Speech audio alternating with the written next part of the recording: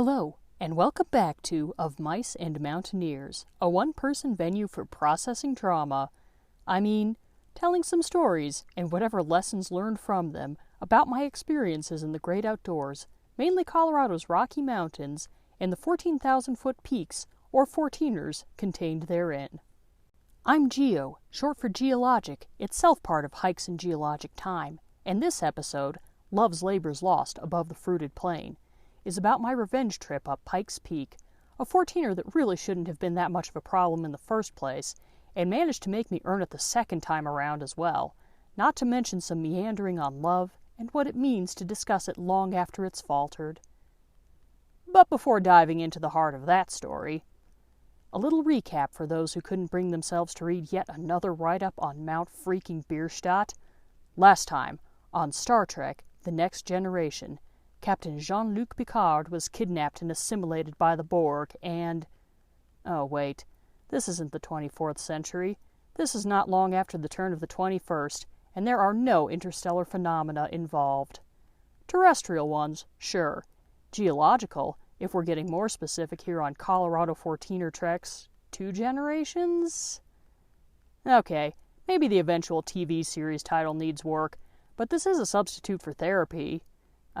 Record of the torture I subjected myself to in the pursuit of climbing all 58 of Colorado's 14,000-foot USGS-named mountains, the first 2 of which I climbed with my father. And in that first episode, I did discuss Dad's and my attempt, along with his girlfriend whom he would later claim was only a friend, because he was dating the woman who would eventually become his second wife at the end of the time he was seeing the, friend, and some presumably friends of hers, at Pikes Peak, a 14er that is rather middling in elevation among the squadron of 14ers, but has certainly inspired a whole lot of hyperbole that an unrepentant English major can't help but admire. America the Beautiful, the designation of America's Mountain, its place in Colorado state history cemented by the Pikes Peak Gold Rush. Never mind that the rush took place well away from the peak, and that Colorado wasn't even a territory yet, let alone a state. And perhaps most importantly, its status as the only 14er in the state that sells donuts on its summit. What's not to love? For Dad and me, what was not to love was the sense of incompletion.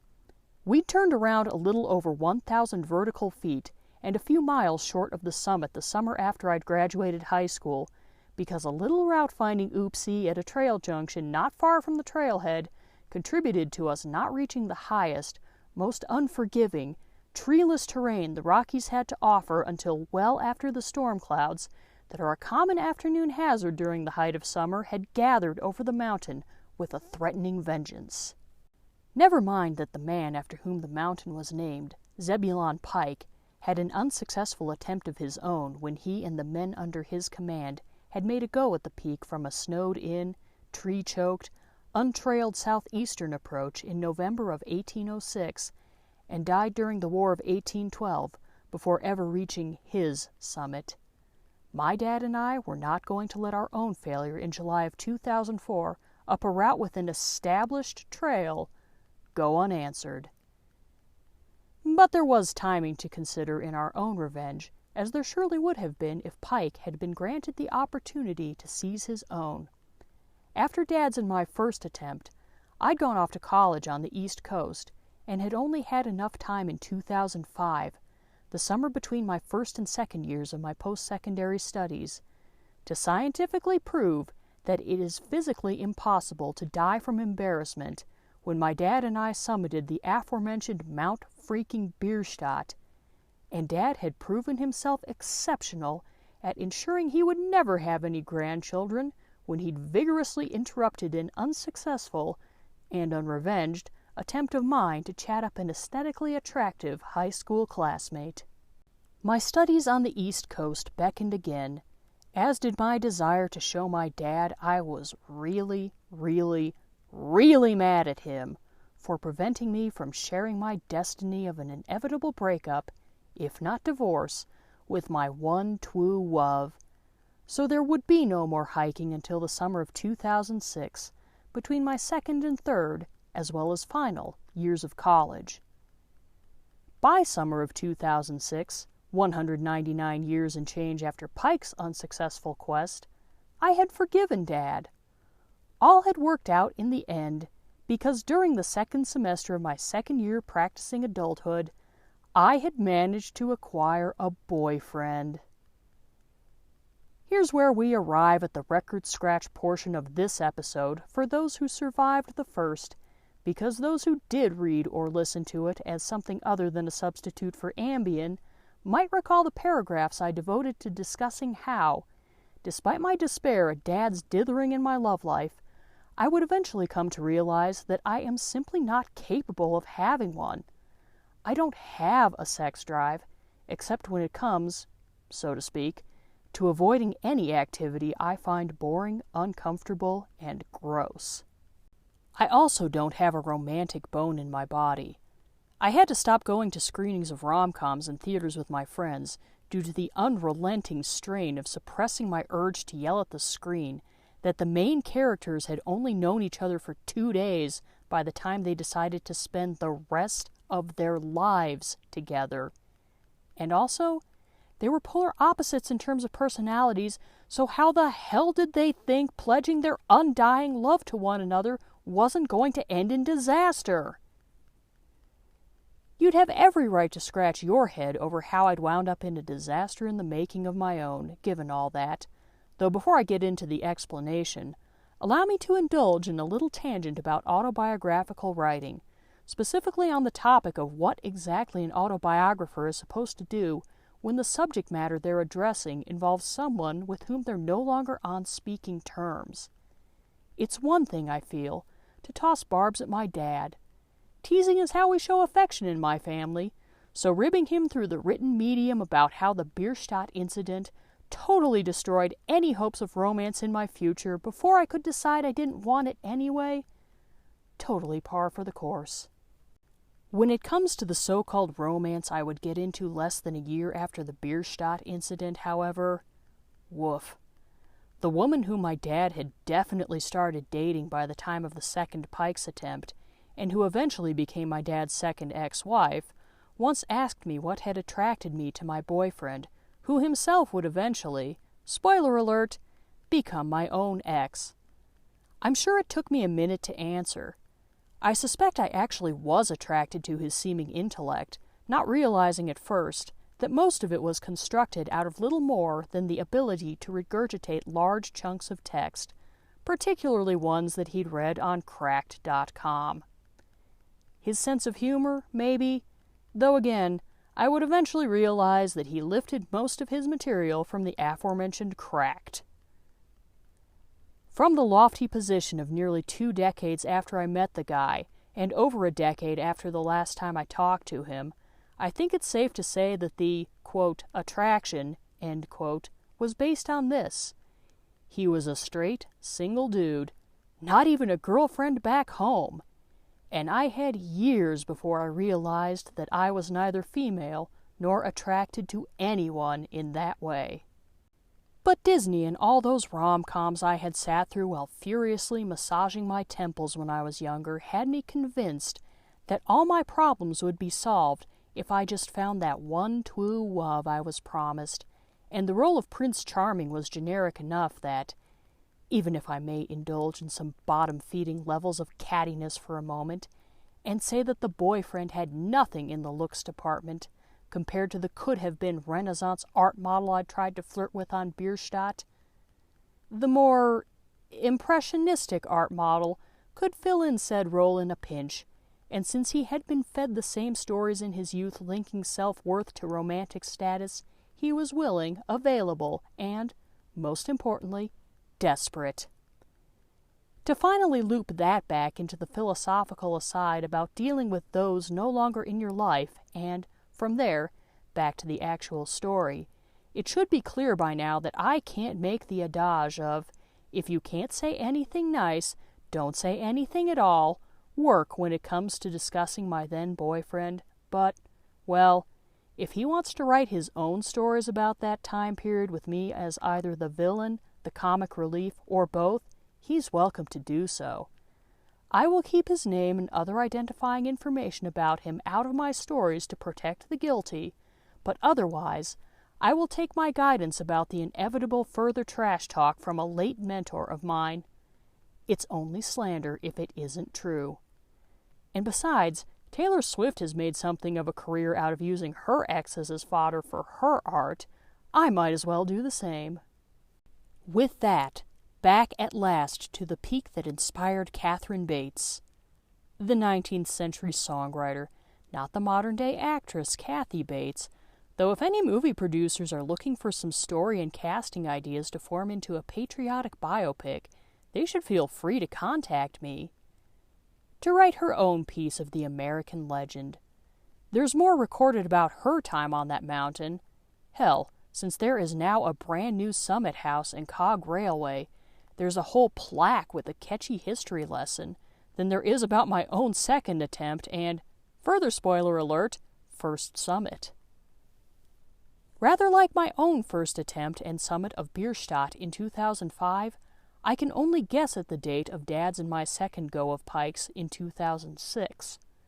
Presumably it was a Saturday, a day I would have had off from my summer job working Winter Park Resort's dry season tourist attractions like the Alpine Slide, climbing wall, and mini golf course, and also the day my dad and the rest of his actually adult friend group would have been available, and it most likely was somewhere in the late July to early August time frame, due to what I recall as a distinct lack of snow even on the uppermost reaches of the mountain, but also obviously before it was time for me to prep for a return to my studies by the last third of August. We had apparently learned at last from prior weather-related incidents on this mountain as well as James Peak, the 13er that had gotten Dad and me into peak bagging, and that we would also finally conquer in the summer of 2006, and Mount Bierstadt. Well, someone in our group had anyway. Unlike that first attempt 2 summers ago, at least one person would actually bother to scan a weather forecast, and thus reward the group with one of the rare warm, sunny, blue sky, wrong Front Range 14er, blue bird days the Centennial State's capricious climate sometimes deigns to bestow upon its high-altitude pilgrims before the monsoons dry up around the beginning of September. All of which was fine and dandy, but not my primary concern. See, I was in love, or at least pretty hard in the depths of infatuation, which is a perfectly acceptable substitution, from a human evolutionary perspective, to actually respecting, caring about, and even liking your partner. And while I would eventually reach the conclusion that the feelings or lack thereof were almost certainly mutual, at the time, all that really concerned me was that my then boyfriend would be able to fly from his big rectangular mountain time zone state to my own for the Great Pikes Peak expedition. That I'd quizzed him on his own prior hiking experience and found that, unlike me, he had no 13er attempts and just as non-existent 14er summits. Colorado is unique among the Rocky Mountain states in having 14,000-foot mountains at all, and even others also possessing mere 13,000-footers lack our proliferation of them. And his lack of summertime visits to my home state before we'd hit it off on the East Coast, and bonded, to some extent, over how little most of our East Coast born-and-raised classmates knew about the Mountain West left me unsurprised at my comical relative expertise in matters of adjusting to 5-digit elevations. What probably should have raised more hairs on the back of my neck was his flippant dismissal when I recommended that he bring the hiking boots he knew he had stashed away somewhere in his childhood home. His daily wear sneakers, the ones which would have had nothing on the traction even the most affordable pair of dedicated boots had when they were fresh out of the box, and which he had worn in well after a carless year at college, and possibly even some of high school before that, were more comfortable than his boots, he insisted. Never mind that the 14-mile round trip, 4,000 and change feet of elevation gain up the so trail that Pike is surely spinning in his grave in jealousy, but nonetheless rock and dirt-pocked northwest slopes, were a slightly different matter than the single-digit at best total mileage paved sidewalks linking the buildings around campus, and even the college's entrances and exits to the nearby suburban town center. Those worn-out sneakers had never let the boyfriend down before, and surely they weren't going to now. And that was, I believe, the last discussion we had on the matter until the boyfriend arrived at Denver International Airport a day or so before the big hike. You'll forgive me if I otherwise remember barely any more of the actual ascent of said hike than I did of 2005's one of Bierstadt. My first time going all the way up Pikes was, after all, barely any closer to the present day than my first time going all the way up, well, anything had been. I do seem to possess vague recollections of sharing a groan with the boyfriend at the alarm's shrill wail in the middle of the night. As with actually paying attention to the Denver Post, or Rocky Mountain News, or perhaps local network stations' forecast, apparently someone in our group had figured out that an alpine, or dark o'clock in non-crazy people terms, start is the key to success with long hikes above treeline that might otherwise end in more storms and or dark o'clock descents. I also seem to recall that, perhaps out of a mix of nerves and solidarity with my dad, much better accustomed to early rising than either of us, but still out of bed a few hours earlier than normal on a perfectly fine Saturday morning for sleeping in, and then perhaps taking a nice leisurely bike ride in Wash Park, the boyfriend and I made a solid effort to stay awake and keep a conversation going while Dad drove south on I-25 to Colorado Springs, then west of it into Cascade, and beyond to meet up with the rest of our group at the Crags trailhead. The fact that I don't remember much of anything between said trailhead and the summit is an indication to me, at any rate, that there was nothing of interest to tell about such an otherwise crucial portion of the day. Apparently Dad and his no-longer girlfriend and her friends and I had finally learned something, after all, about reading up on the route and sticking to it,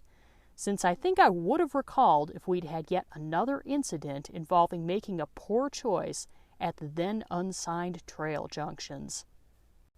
I also can't seem to recollect much about my boyfriend's pace in relation to the rest of the group. While he would one day become a major burr in my butt for a whole host of reasons, one of the burgeoning signs that I would need to rethink my relationship after I'd finished my studies, and we'd relocate to Colorado as a couple, would be his insistence on booking it up mountains as fast as his stick-thin legs would carry him, scoffing in defiance of my, as well as many an actually respectable climber's recommendation, that the tortoise is a far better role model than the hare if one doesn't wish to wind up in a crumpled, fetal, retching heap somewhere well short of the summit. If you weren't pushing yourself to the max the whole way, this even less of a high school and college athlete than I sneered at me on more than one occasion, then why bother going at all? But on the occasion of our first peak as a pairing, he may well have been struggling as he brought up the rear. Lack of acclimation does play a role, after all, and it would become as obvious in actions as in his words during the early years of our coupledom that he had taken nowhere near the advantage of the mountains in his own backyard as I had the ones in mine. And here I was with Pikes as only my second summit of a Rocky Mountain. Plus, of course, there were the sneakers, which were indeed the same ones which had graced his feet the entire time we'd known each other, from shining seashore to purple mountain's majesty. Nevertheless, we did all reach the summit that day, with no one that I can recall needing to hitch a ride for the final 2-mile trudge from where the trail crossed the road anyway at Devil's Playground to the summit. Most likely stashed in some dresser drawer or a dusty box in a basement somewhere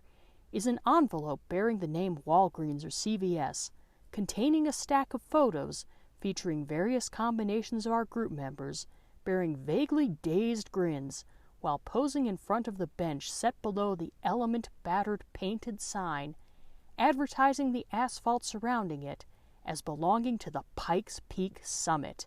elevation 14,110 feet, later to become 14,115 feet with an updated survey, and then 14,109 feet when LiDAR's literal laser precision would settle the matter for what will hopefully be a while to come, though by that point, that particular sign would be retired with the construction of the new Summit House. I also have a vague recollection of staggering into the old Summit House, a much more stripped-down affair compared to the present-day marvel of modern architecture, maligned by real climbers who insist that real mountains don't have roads or railways or gift shops on top of them.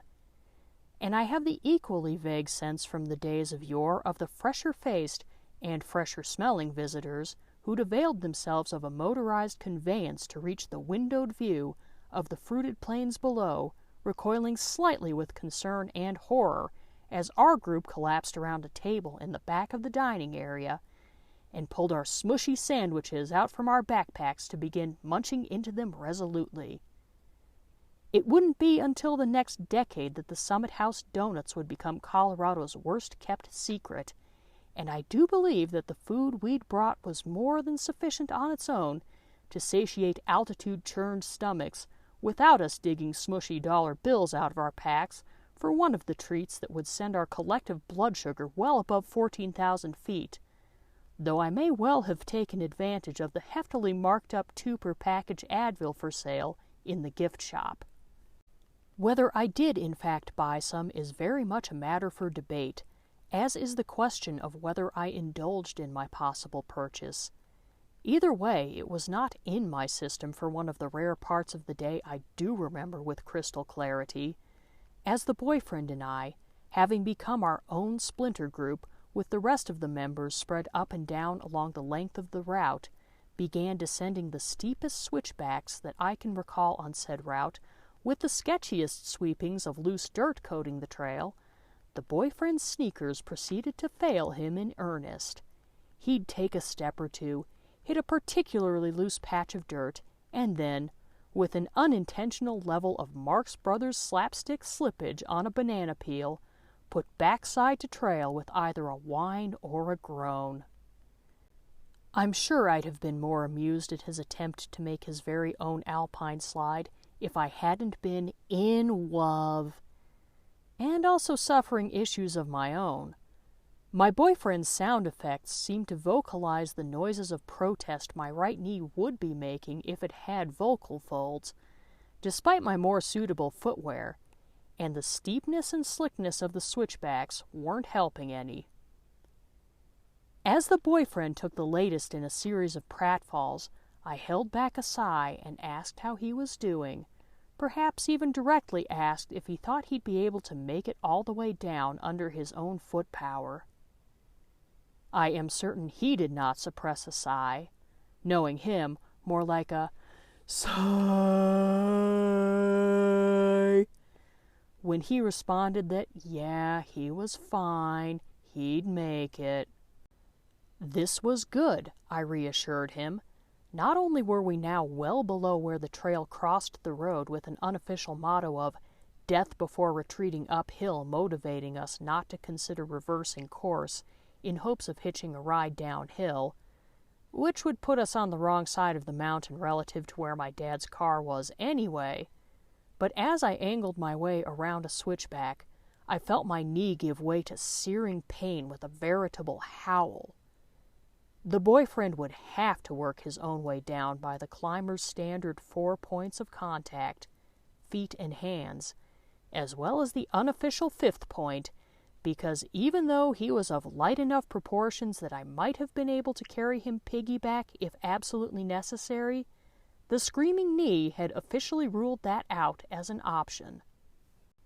The switchbacks eventually eased and leveled, bringing some relief to the boyfriend, but the remaining limp down seemed to offer only different varieties of pain for me.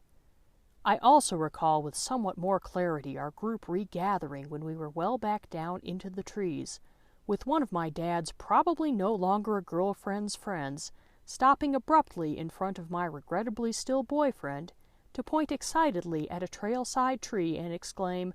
"Oh, look! A bird!" The boyfriend turned around to look at me with sheer murderous rage for the impromptu break, as much feeling as I would ever see him show, and I, not in much finer of a mood despite the sustained sunshine and satisfaction of a long-awaited summit, snarled at him to just keep moving. The only other moment of the hike that draws up a relatively clear, or at least clearer, image in my head was a more planned stop somewhere along the way down, though as I don't seem to remember too many trees surrounding us, this moment may well have been above tree line and therefore preceded the switchbacks as well as the birds so apparently unique to the Rockies that it warranted a dead standstill in the middle of the trail. My dad, his girlfriend/girl who was just a friend, my boyfriend and I had found a convenient patch of boulders on which to sit and enjoy a snack now that our lowered elevation allowed some of the hunger to kick back in. Dad's friend pulled some fruit out of her backpack, took a bite, then extended her hand and its remaining contents to my father. My boyfriend and I would both later remember a certain suggestiveness to her voice and an arch to her eyebrow when she asked Dad if he would like to eat some of her peach, and I have no doubt it took everything we had not to break into juvenile laughter when my dad blanched and stammered out a polite no thanks. Full revenge for my own moment of humiliation on Bierstadt it was not, but at least I could smile, knowing I wasn't the only member of my family to suffer from romantic embarrassment on a 14er. Nobody was smiling by the time we slunk back to the trailhead with our collective tails between our legs. I sat in the back seat with my boyfriend so that I could stretch my agonized leg out onto his lap. Whether the boyfriend also grunted in agreement, I don't know. I know that I definitely let out a groan/wail in support of my dad's declaration during the drive back to Denver that 2 14ers were more than enough for him, and that he planned to stick to gentler, forested trails from there on out. Alas, while my dad was able to stay true to his declaration, I found that in my case, resistance was futile. Oh, I did manage to dodge the Borg-like single-mindedness that seems to dominate so many mountain lovers during their conquest of Colorado's highest, if not necessarily mightiest, peaks, for a good 6 years while the boyfriend and I returned to the East Coast to pursue metaphorically lofty academic heights. During my eventual diagnosis for the knee pain of IT band syndrome and its frustrating treatment plan of a shrug and, "Have you tried icing it?" Then even for another few years after the pull of the even less mighty still hikes and ski slopes in my home state prevailed over common sense's dictates that my graduate degree, or at least the international renown of the university issuing it, could certainly have been parlayed into a nice, cushy federal government job with nice, cushy federal government benefits. But of course, there would be no greater overarching 14er story for me if I had channeled a Taylor Swift song that she would release around the time I got back into the 14er's saddle. We are never, ever getting back together. It would be another few months still until I applied the true message of that song to a certain relationship, and would therefore consider the lessons I wish I would have applied immediately after, or even before, Pikes. Never, ever attempt to summit Pikes from the southeast in November. Oh wait, that's the lesson Pike surely would have applied had he been able to return to the mountain that would bear his name. The lesson I should have applied much sooner than I did is this. If your boyfriend stubbornly refuses to bring the proper footwear for a grueling outing in some of the most unforgiving terrain available in direct view of a major city, he should become an ex-boyfriend long before you have to contemplate whether and how to include him in your eventual tell-all. As for lessons the older generation present on this particular trek could apply, if only in retrospect, if you disrupt your only offspring's romantic prospects on the summit of one 14er, they may wind up bringing an improperly footwear-clad, lesser specimen to the summit of the next one. Also, if you don't clarify your own romantic status with your own partner, or partners, prior to suffering through a second summit with them, you might want to preemptively provide your own peach. Thank you for listening to Of Mice and Mountaineers. Until next time, don't let anything besides your own muscles get you down.